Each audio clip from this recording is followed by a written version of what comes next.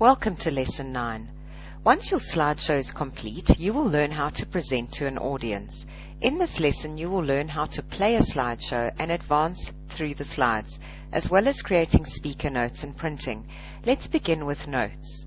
PowerPoint gives you the ability to add notes to your slides, often called speaker notes, which will help you present or deliver your presentation. Locate the notes page at the bottom of the screen and drag the edge to make the page bigger or smaller. Let's make it a little bigger in this case. And over here you will type the notes you're going to be speaking about.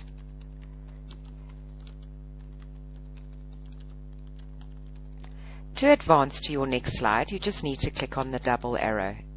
And so you will add notes to each slide as you go along. The other way of doing this would be to click on the View tab and select the Notes page. And over here you can also type it.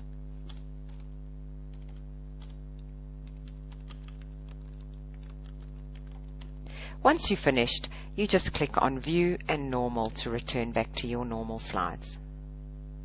The next thing we're going to learn is how to check your spelling. The easiest way to do it is if it automatically picks up a spelling error, a little red line appears beneath the misspelt word. In order to correct this, you merely need to right-click on the word. It should provide some suggestions here. Sometimes it may be somebody's name, which is not in the dictionary, so you would need to ignore it. In this case, I'm going to choose the correct spelling of the word agenda. The other way to do this would be to click on the Review button, the Review tab, and click on your spelling button. As you can see over here, it has picked up the correct word. If it doesn't appear here, you could type in the Change To button with the correct spelling. And over here, I'm going to change it. And if it wasn't in the dictionary and it is correct, you could choose to ignore it. This will now go through every slide in the presentation. The next section we're going to talk about is about printing. In order to print, we need to go to File and to Print. First, you would need to select how many copies you want, and of course, the correct printer. Let's start with Print All Slides. You could print all the slides, you could print the current slide, or even a custom range. Let's click on the Print Layout option. Here you would choose either to do full page slides, note pages, or handouts.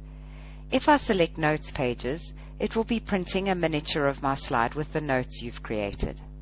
And this will be for the speaker.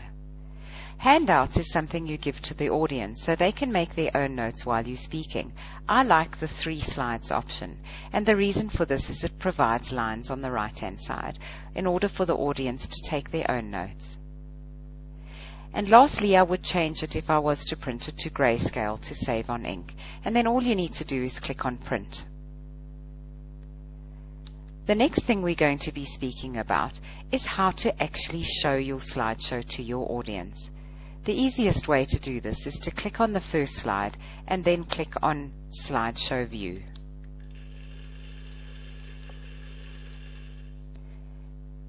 In order to move to the next slide, or to a slide that's been previously shown, you do not want to exit slideshow view whilst showing it to your audience.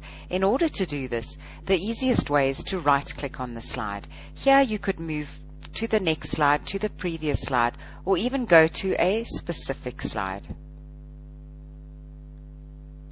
Something that I found very handy when presenting, in order to get your audience to focus on you as the speaker, instead of them looking at your presentation, push the B button on your keyboard. What this does is it blanks out the presentation so that they can focus on what you're speaking about.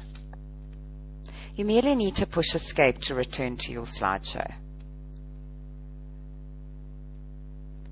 Once you're finished with your presentation and you want to return to the program, you just need to escape and it will return you to the PowerPoint program.